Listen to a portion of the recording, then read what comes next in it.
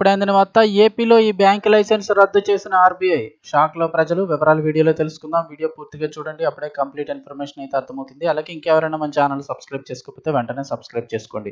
ప్రభుత్వం నుంచి వచ్చే లేటెస్ట్ అప్డేట్స్ అన్నీ కూడా ఎప్పటికప్పుడు మన ఛానల్ ద్వారా మీకు ముందుగానే తెలియచేయడం జరుగుతుంది. అలా వీడియోని ఒక లైక్ చేసినట్లయితే మరింత మందికి సమాచారం కూడా చేరుతుంది. ఇంక వివరాల్లోకి అయితే వెళ్ళిపోదాము.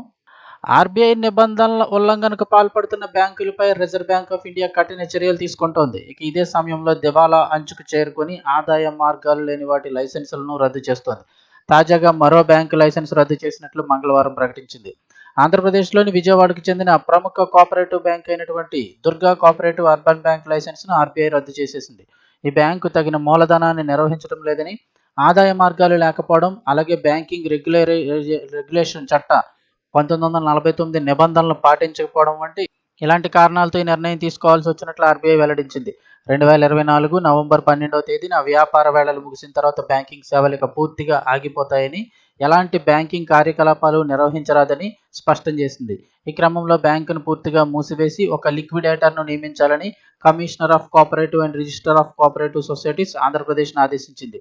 మంగళవారం నుంచే బ్యాంకు పూర్తిగా మూతపడిపోయినట్లయింది. మరి ఖాతాదారుల పరిస్థితి ఏంటి? బ్యాంకు లైసెన్స్ రద్దు చేసినప్పటికీ లిక్విడేషన్ ప్రక్రియ చేపడతారు. దీని ద్వారా ప్రతి డిపాజిటరు కూడా తమ డిపాజిట్ బీమా క్లెయిమ్ చేసుకోవచ్చు.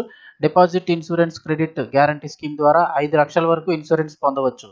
బ్యాంకు ఇచ్చిన లెక్కల ప్రకారం 95.8% మంది డిపాజిటర్లు తమ డబ్బులు పూర్తిగా పొందనున్నారు. 2024 ఆగస్టు 31 నాటి లెక్కల ప్రకారం 9.84 కోట్ల డిపాజిట్లను సిజిసి చెల్లించినట్లు ఆర్బీఐ తెలిపింది. దాదాపు ప్రతి ఖాతాదారుకి పూర్తి స్థాయిలో సొమ్ములైతే అందబోతున్నాయి. ఇక బ్యాంకు కార్యకలాపాలను కనుక కొనసాగించినట్లయితే డిపాజిటర్ల ప్రయోజనాలు దెబ్బతింటాయని రిజర్వ్ బ్యాంక్ తెలిపింది.